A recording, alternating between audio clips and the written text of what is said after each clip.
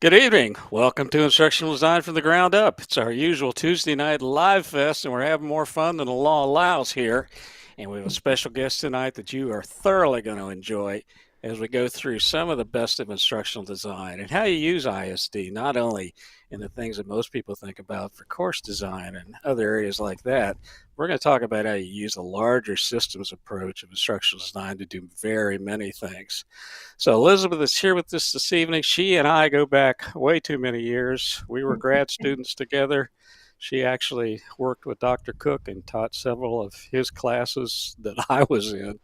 So this is a real expert. This is someone you are going to thoroughly enjoy. It's so wonderful to have you here, Oh, thank Elizabeth. you. It's so wonderful. And I'm going to read a bio so that everybody knows how wonderful you are. Dr. Oh, El- Dr. Elizabeth Mahler brings 25 plus years of experience in program and instructional design, staff development, strategic planning, and grant development management in higher education, a nonprofit, corporate, and K through 12 educational environments to her role as associate teaching professor at Northeastern University. She holds an MA in Instructional Systems Development from the University of Maryland, Baltimore County, and an earned doctorate in Human and Organizational Learning from George Washington University. She has taught graduate courses, master's and doctoral, within the Northeastern College of Professional Studies Graduate School of Education, and served as the visiting fellow with the college's Global Leadership Program at Swinburne University of Technology in Melbourne, Australia. She designed and currently serves as lead faculty for the MPS and Graduate Certificate in Learning, Experience Design, and Technology programs. Once again, Elizabeth, it is so wonderful to have you here with us, and we are looking forward to sitting back and enjoying your micro lesson on starting up a graduate program using the ISD lens. So I'm going to just turn it over to you, and we're going to enjoy the show. Okay. Thank you for having me as your guest tonight. And I promise those of you watching that this will not be a lecture. I'm going to give you a brief overview of kind of what the process was that I followed in reimagining our graduate program in learning experience design and technology, and then we'll open it up and have more of a discussion. But I thought I should at least give you an overview of kind of what I did. And Chuck was correct in that he said oftentimes in the design process, we jump into the middle of things, the fun stuff, because you know what you want to do to the students, actually, as opposed to for the students.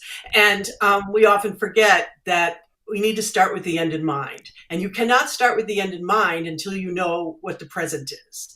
And to find out what's going on in the present, you basically have to do an analysis of the present. So we had a program that was an excellent program that started in 2013, 2014, called E-Learning and Instructional Design. It's a terrific program, but after 6 years, or even after about 4 or 5, we started, of course, looking at ways to evolve the program. And we started doing that. And I just happened to have a couple of students who were interested in doing some research for an experiential project. So I put them into it. They ended up doing a report for me on the field and the growth of the field, and did all sorts of interviews and data collection. And that kind of got me started. But of course, that was 2017, 2018. And as we all know, given our dear friend COVID-19, things are very different now. So we've had to kind of roll with this in real time. And it's been an interesting process. So that research kind of started us. But in 2020, I actually embarked on a formal needs analysis to get a sense of what our future program should look like. And again, as I said before, I started with the end in mind, which is, I know I can't develop goals and objectives until I know what the need is. Content, context, learner need. You need to know all those things. So you can change the slide. I forgot. Sorry. I'll get better at this, I promise.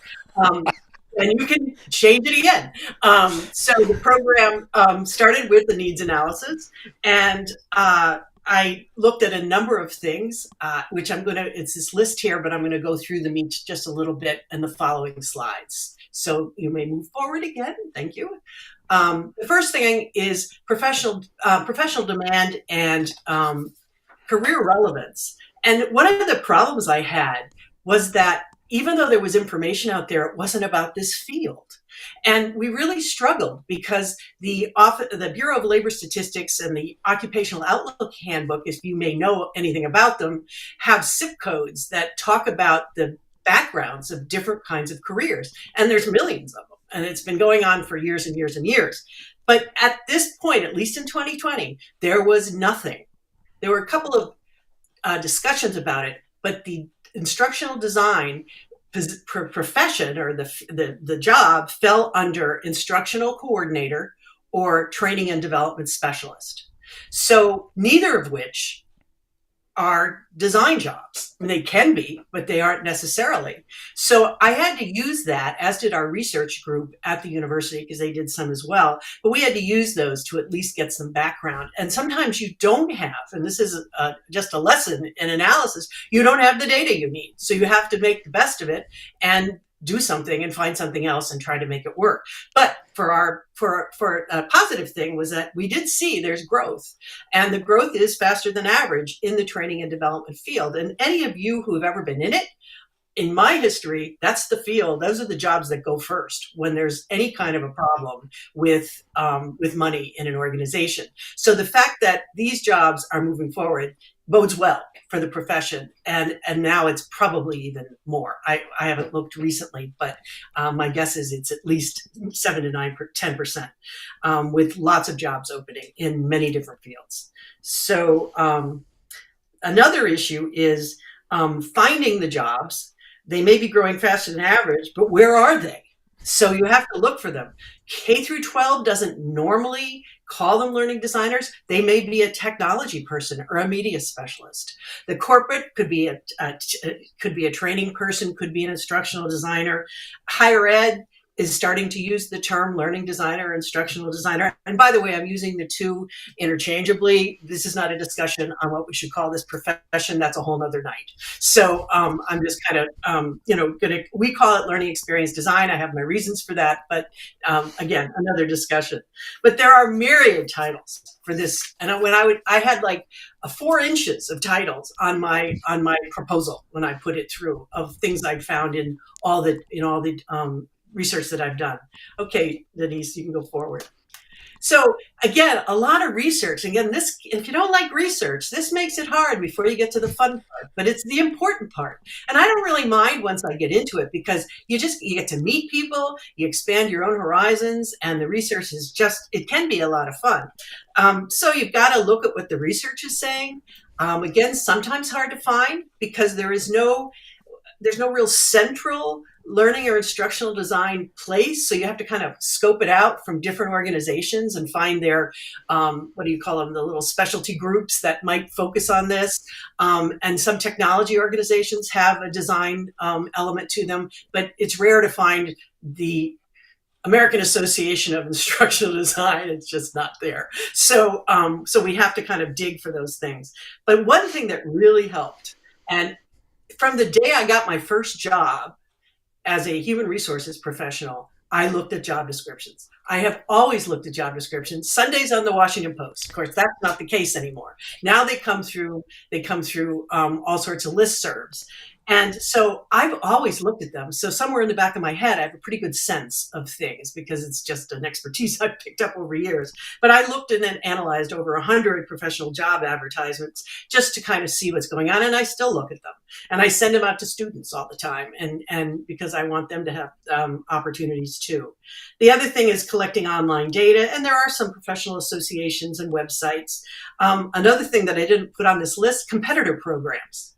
What are they doing? That's kind of important. What are they doing that it adds value beyond what you want to do or what you're thinking about?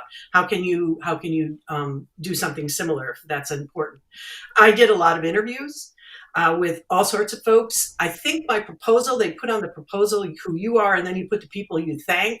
I think my proposal had more names on it than anyone they've ever seen, because I just did a lot of talking to a lot of people, and luckily I'm in the field so I can find them. And it's not that hard, and people want to talk about their jobs anyway. And then I talk to students about why they picked this program over another, or I talk to students who picked another program over ours, and to see kind of where they might have gone. And then I've got the Office of Strategic Research from Northeastern helped me with that as well. Okay, we can move forward. The target population, basically it could be anyone from any field at any age, but generally they're career changers, instructional learning designer, educational training professionals, and they come from all industry sectors, which really makes it a rich classroom because we all have so much to learn from each other. And when somebody says to me in a class, well, I'm not with the people who are in my profession, I want to say, this is probably then not the field for you, because you will never be with people who are just like you, because you're going to be dealing with all sorts of subject matter experts and media people and all sorts of folks, and we're all different. So collaboration is the key. So if you can't do that, it's not a good job for somebody who wants to work all by themselves. Anyway, another discussion one night. But anyway, we looked at, they're all over the place. And then recent graduates who have learned about this career. Although I don't know, Chuck, if you agree with me with this, but nobody really, it's kind of like this mystery career out there. So a lot of people will all say to me when I talk to them after they're asking about admission, they'll say, I just went here and I found out about this career. I'm like, what is it about this field that is so mysterious to people out there that they really don't, even 50 years on, they don't really understand what this is when it's so important. Anyway, we can move on.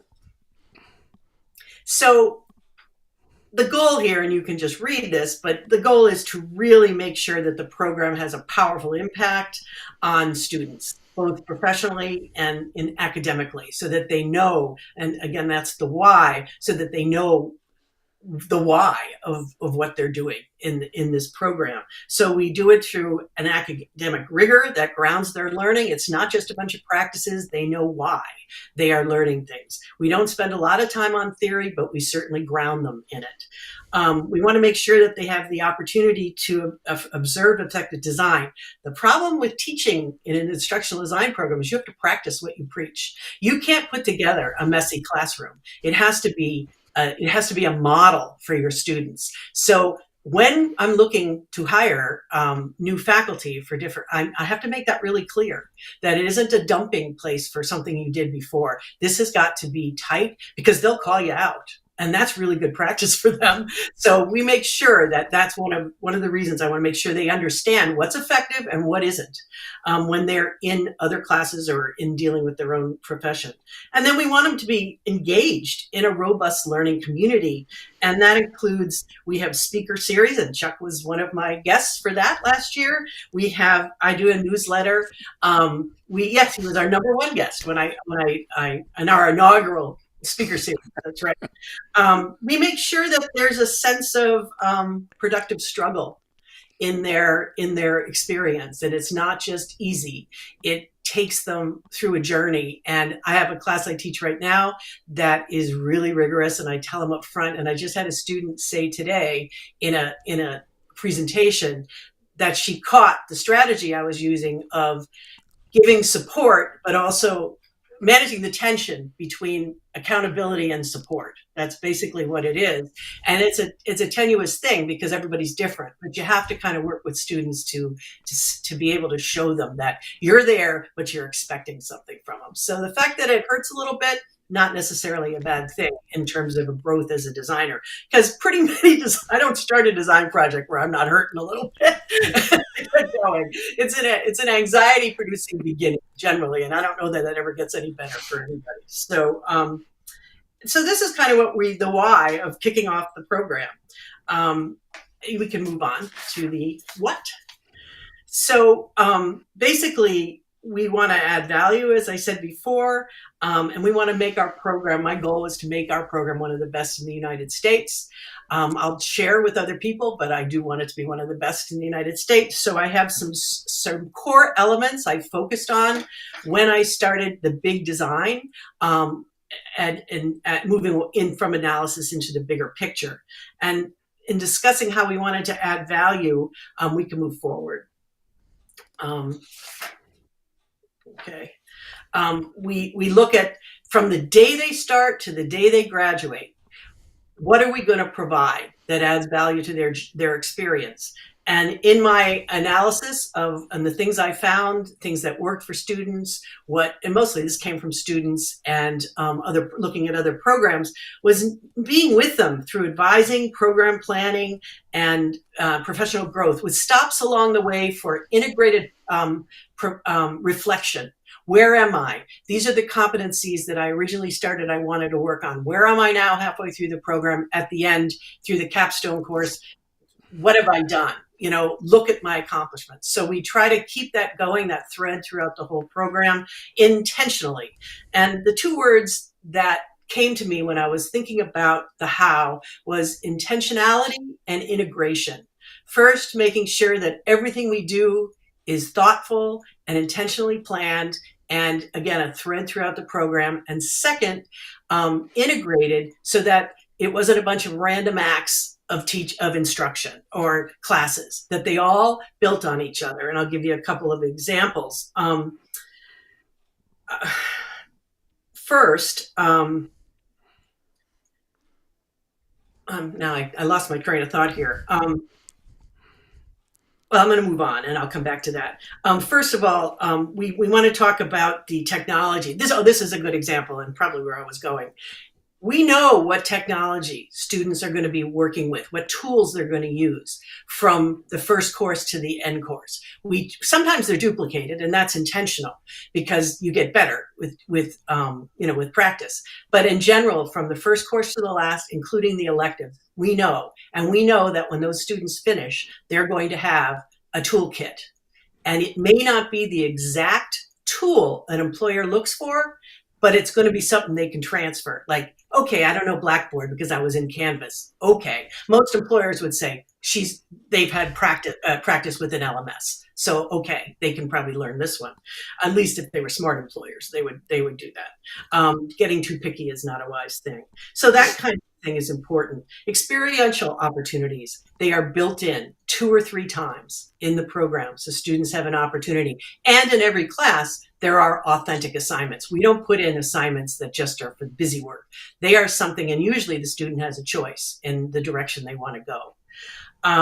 Relationships and networking, I'm starting that up. At this point, we have a resource center and a newsletter, and I've got the speaker series and meeting with groups of students anytime they want. It's pretty informal at this point, but I'm hoping to strengthen that as we move forward. This is, again, the first year the program's rolled out, so some things are still in the works.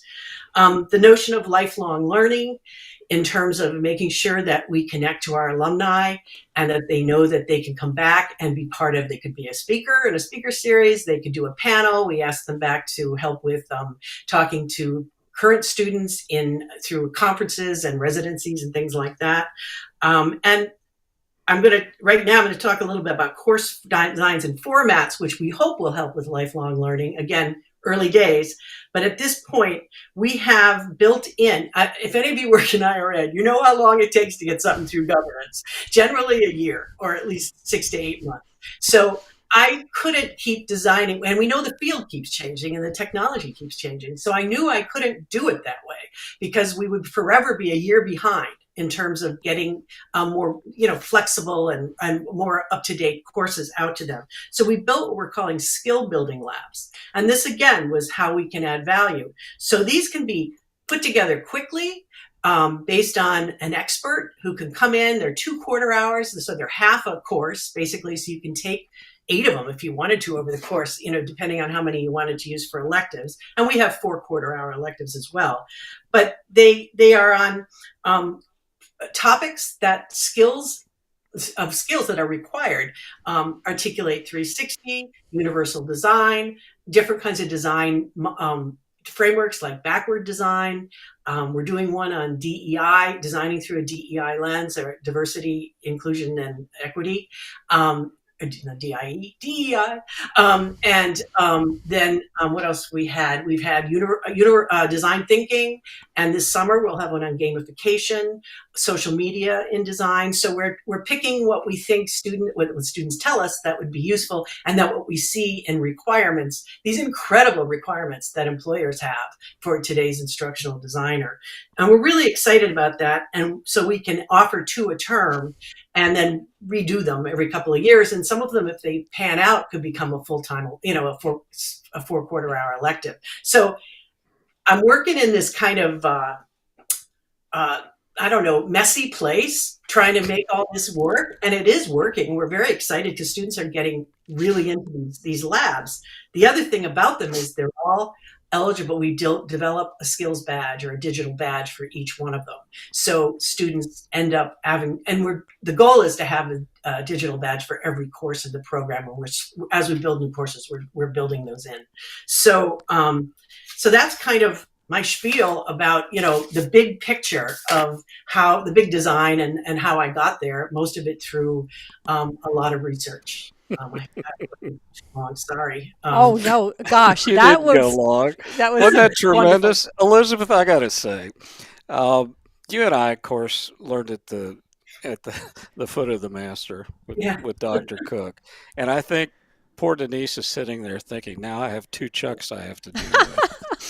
Because everything you said mirrors exactly my feelings. And not only did you do this incredibly well because you're a professional and you've got so much experience, and you learn instructional design and systems approaches to doing everything. I mean, I do laundry with a systems approach, so it won't go away. right. Once you start. So my wife Karen, puts up with me.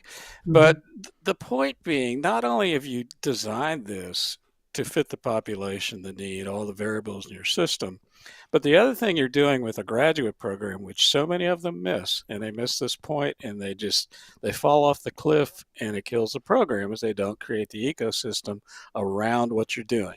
If you don't create community, if you don't have alumni involvement, if you don't have external courses like your 2-credit courses, the skill building, you just created this whole environment with speakers and everything else. So that if I become your graduate student, I'm part of a community. I'm part of a group of people that are dynamic and learning and is excited about this field as I am. And I look at the leader of this program, the person that put this together, manages it, and she's excited about this field. And she is working in to bring the best people. And she's making sure that the courses are built as examples and not just as something people participate in. And I can't tell you how many graduate courses I've seen in instructional design where the instructor couldn't even write a behavioral objective. And why the director of this program or these programs would not put their boot down and actually get people to perform the way we want people to perform when they leave is beyond me. But the important part of all of this is it's professional, it creates a community, and you have something to grow with. This is dynamic enough that you can take those 2-credit courses and you can plug anything you want to in there. And you can keep this current to the minute. And I'm blown away. This is I'll tell you what. One thing I wanted to mention, though, is this is an online program. I forgot to say that up front. No, but that's It's that's an online why. program, which is fine, but it doesn't make it a little more difficult in terms of the community building. Well, Yeah, I gotta but I say, think- what I love, Elizabeth, what you just presented was, and it's representative of what an ideal person in doing instructional design work should encapsulate, is that you have this heart and you have this passion and you have a desire to build something.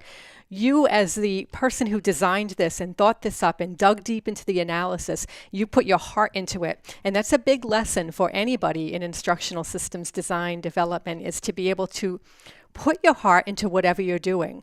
And I think that's vital of anything we approach in life, whether you're a doctor, a chef, a hairdresser, whatever you're doing in life, it's important to go in there with heart, because you are the product. What you just presented is the product of something that you put a lot of love into and a lot of thought into. And as a student of instructional design at UMBC, one of the things I struggle with early in my career as an instructional designer is that whole analysis phase of, I love putting the Sherlock Holmes hat on. Chuck and I joke about this all the time, but I get very intimidated by the process. And what you just taught me today was, and it's something I knew inherently anyway, but you just reminded me and brought it back to life, is you have to be passionate about what you're doing. So even if I'm investigating, whatever, scientific blah, blah, blah, and I have no desire for scientific blah, blah, blah, I can find something within that scientific blah, blah, blah to find to be passionate about. That is the important job of a designer, is to be able to find those passion points, because without that, you're just going to create a mediocre product, in my opinion. And the idea of being curious is another characteristic, and the interest in being curious is another characteristic of a designer. And as you said, I've had to write many grant proposals where the topic wasn't my favorite, but you you're going to do it, so why not jump in, and then you get excited about it at some point too. But number one, because you're creating it. And if the cool thing about instructional design, and I used instructional design when I did strategic planning, when I did grant development, like I use it in everything because it's a process. But within that process, you have room for great creativity. And I like the fact that there's boundaries on it, because I'm not a super creative person, but I can be when I know what the parameters are. And so that makes it really, really helpful to me. And I don't feel like I'm overwhelmed. But again, you have to be willing to be curious, even if you don't go into it that excited, because again, we're all going to design instruction for stuff that may not be our favorite thing. Absolutely. And it's so important. For today, I'm writing right now, I'm in the process of revising a book that I wrote many years ago on strategic marketing for salons. And as I was writing the chapter I was writing, it was on creating a marketing strategy for the salon. And I thought, this is instructional design. I'm teaching them how to go through the whole analysis phase of, researching your competitors and understanding your target, who you're trying to target, all those parameters that you do in an analysis project. The writing of objectives, using Bloom's taxonomy verbs, and making sure that you can evaluate to those objectives that you're creating. And as I'm writing this chapter, I thought, wow, I'm actually writing about instructional systems design right here. And when I first wrote that book many years ago, I didn't know anything about instructional design.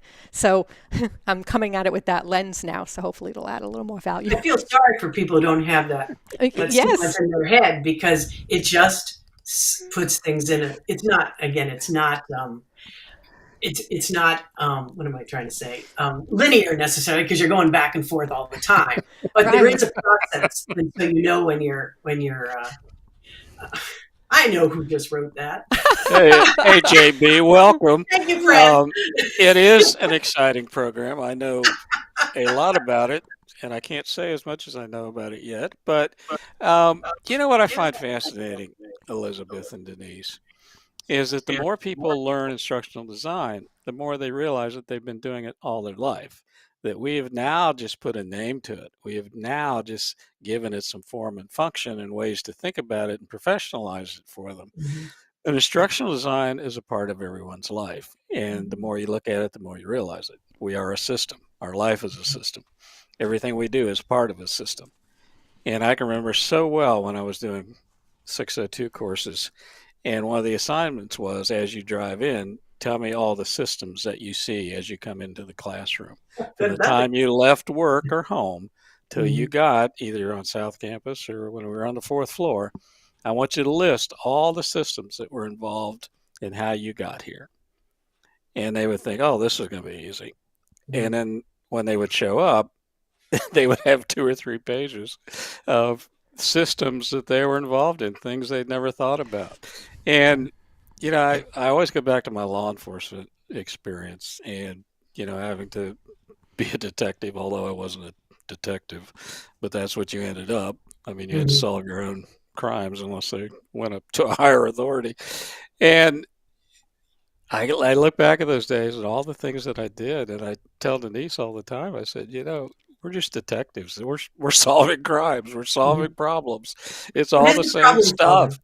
Yeah. It's all about asking really powerful questions too. That's Mhm. one thing about Mhm. analysis is Yeah. it's the questions that you ask will give you the quality results that you're seeking. And what you just said, Chuck, about you've put a systems to everything you do. It makes me think about certain times in my day-to-day routines when things are so routine. It's routine, and it can be really boring if you allow it to be. And how I always pull myself out of things like that is I imagine I'm teaching somebody the steps to do, and then all of a sudden it reinvigorates me to say, oh yeah, this is really important. That yes, it's boring, it's routine, it's not boring, it's routine. You have to go through certain steps to do X, Y, Z. And when you can put a system to it, all of a sudden you're like, wait, it actually makes it a little more exciting. So maybe I guess Kind I of a always have been. That's kind of a meditation, Denise, living in the present, thinking Yes, through every step of what you're doing. There's, washing you the could probably write dishes. a meditation book on that. You know, Yes, washing the it, dishes is a perfect example. as an instructional design, your mantra is inputs, process, and outputs. Yeah. That's your system, and We have it's that's everything the you first do. thing that's the first week of my class that they read. Well, I give them the Cats and Con article, which is really dense, but I also give them some other articles. And some people I don't really understand this systems thing, but most of them get it pretty quickly. That um, yeah. So Well, JB, second concentration looking certificate program. What I can tell you about Elizabeth, Dr. Elizabeth, having known her, well, we go back over 30 years. Is that yeah, possible? Because I was 6. I was 6 I then. was about 8. Yeah. But yeah, we go back to the Dr. Cook first program at UMBC, ahead of Florida State, ahead of Ohio State, ahead of Arizona, ahead of Indiana. When nobody knew what instructional design was, he put together a graduate program in it. Mhm. And now, this many years later, from 1968 to now, people still don't know what instructional design is Right. because there are literally, I think the last time I counted up the variations on instructional design or occupationally was over 1,100. And Wow. we are so many different things, and we do so many different functions, but it's all essentially the same body of thinking and work. Mhm. And what we've never done as a field, and one of the reasons that we put together this YouTube channel, and one of the reasons that I consistently write on this topic, that we are a science and that we are a very vertical specific field of study and profession, is because we've always been amalgamated with everything else. Mhm. And I think it's time instructional design stood up and took credit for what it does. And there is no American Society of Instructional Design. Maybe there should be. There are certainly national associations for things that I think are not even in the shadow of what we do. And I'll just leave it there. But this whole notion of, all these things are important in our field, but it is all instructional design. Mhm. And whether you like Addie or Sam, I don't care. It's instructional design. Whether you write Yeah. 4-part objectives or 2-part objectives, it's still instructional design. If you're evaluating mastery, it's still instructional design, even if it's so subliminal that it's subjectively perfect to you.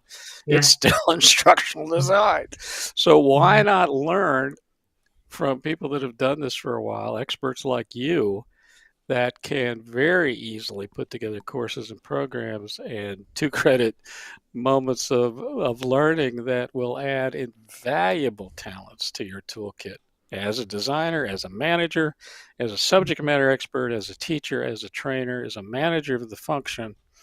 Any of the things that we do are dependent on this system.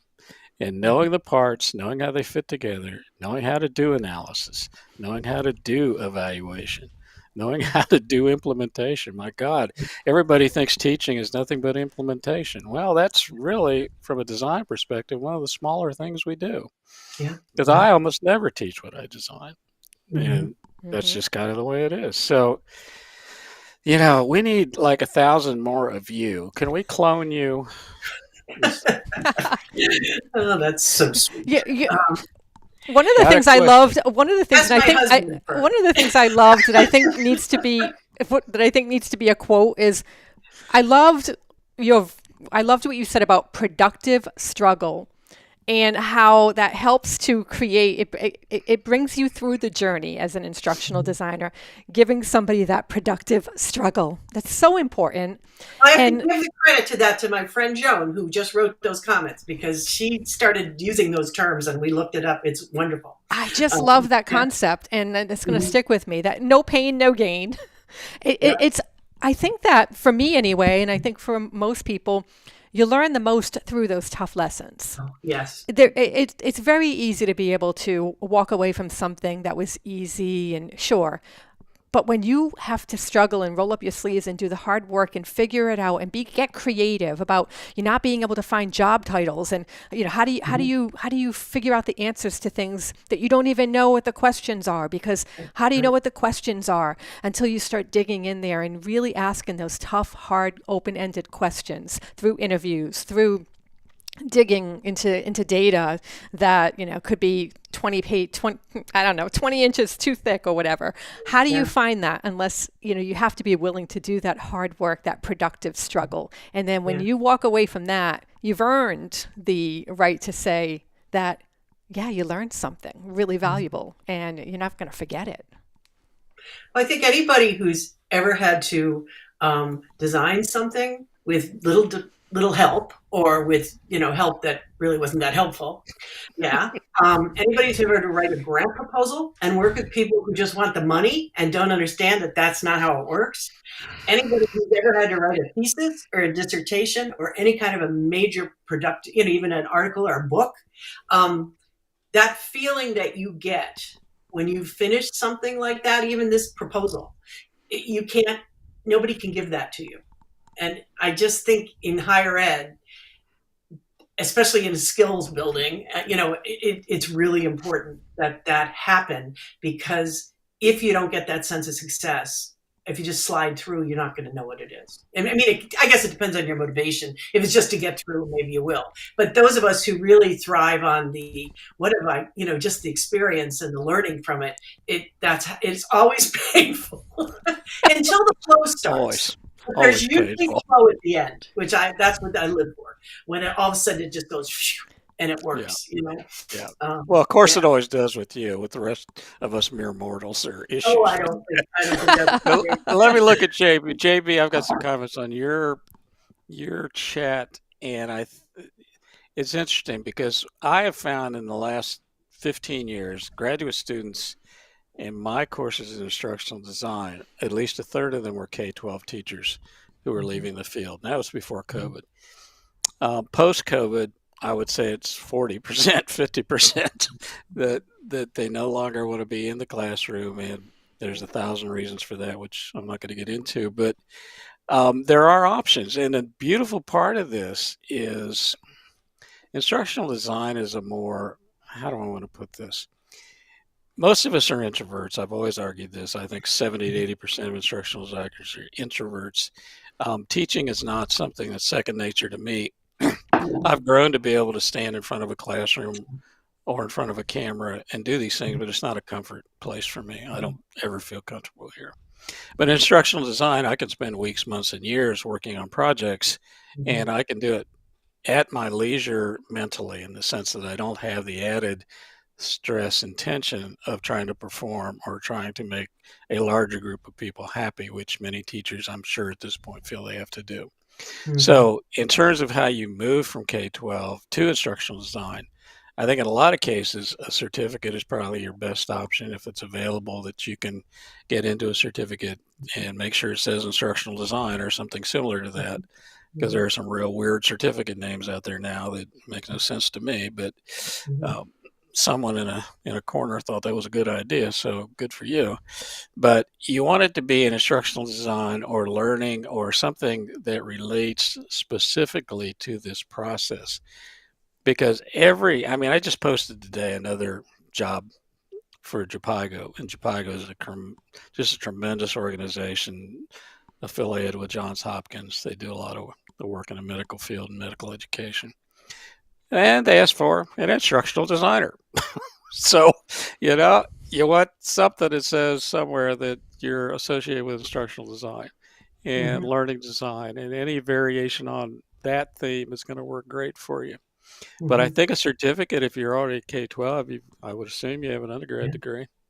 And I've had graduate programs where I had students that were PhD students, that were PhDs, EDs, Mhm, mhm, PharmDs, mhm. lots of different things that wanted to come back and get that credential.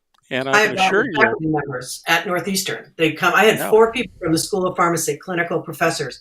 They came and yep, got the certificate because they had to teach, and they were pharmacists. They did not know how, and I gave them well, some credit for doing that. In their jobs to do that. I wish I could see that yeah, all the time with faculty. It'd be great.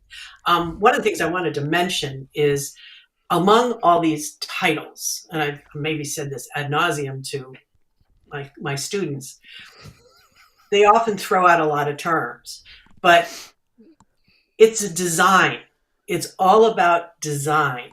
And all the other stuff, the bells and whistles, if they say you're going to experience 50 different technologies and you're going to do this and you're going to do that, if you're not a good designer and you don't have the skills and you don't have the practice, which should be the core of any certificate or any program, then you get time to practice them and use technology, which is a delivery method, just like a teacher. They come later. You decide on that in the process, but it's good design. And if you don't have it, you can use all the technology in the world, and you're not going to have a very good outcome. So when you're looking for a program, make sure that design, if you want to be a designer and not a media specialist, then you want to learn design, and that's where you need to put your time. And I feel and very and strongly about that's what happens in organizations that don't have instructional designers, don't understand what it is, it. that they Hmm. do go to the more technical fields. So Hmm. if you're a Yeah. programmer, or if you're a graphic artist, or if you're one of many different incredible fields that we Hmm. look at as subject matter experts in instructional design, they may call on you to do this because you can present a graphic product, you can present Hmm. something that looks tremendous. But then again, does it work? And this is where you get back to that notion of, this is about design. Everything else follows the design trail. The yellow Hmm. brick road is instructional design. Right. And if you're going back to Kansas, you still have to go on this road. You can click your heels all day, but you're still going Okay. to have to design this thing. You get on a And plane or a horse and buggy, but if you don't know the yeah, direction, it doesn't make any difference. Annie M expects you to have good objectives. I'm telling you that right now. So, just be okay with that. So, Elizabeth, this has been so much fun, and you are going to promise me you're going to come back, spend some time with us, right? Yeah, I think we should start thinking about building a society, even if it's Well, informal. I'm not I'm all going for it. to Yeah. If we can get somebody to volunteer to be the CEO of the National Institute of Instructional Design or something, let us And the know. word And is volunteer. yeah, I got $1. Denise has got $1. I don't know. You got $1? Well, you're up to I 3. probably do it. That's more than I've gotten paid for most of my volunteer gigs. So, take the 3 and run. But I think we are the most undertold and underappreciated group of people in professional worlds, in the sense of what we do for training, education, and all related fields. But we're always We're a the, surprise to people when they say, yeah, "Wow, you did that?" yeah, yeah. Or how did you do that? You're like, instructional design The training. one piece of advice I used to give new designers is never tell your family what you do. Just tell, I work for this company, or I do what. Don't ever tell your instructional My designer. father used to walk around in most of my jobs with a card, even when he was in his 80s, and he just wanted to be proud of me because I was his daughter. Yeah, of He would course. take it out to tell people what I did. He had no idea what it was.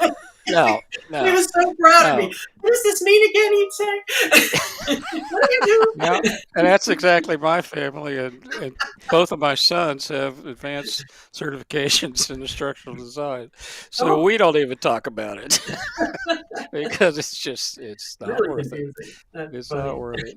So you've promised you're going to come back. We're going to talk about Sure. lots of other stuff. We so appreciate you being with us Oh, tonight. this has been terrific. I've had a lot of fun. So Yeah, wonderful. well, so Denise, do you want to ribbon up, or am I going to ribbon up? How are we going to do this tonight? I don't know what that means, so I'm excited. I love Chuck's words. I love the verb ribbon up. Like, who would ever think to use it? That's just a wonderful way to use that Somebody word. from Ohio, that's who. Right. Definitely not somebody from Rhode Island. No, they couldn't even say ribbon up, could they? Can you say I ribbon? don't even know if it comes out that way.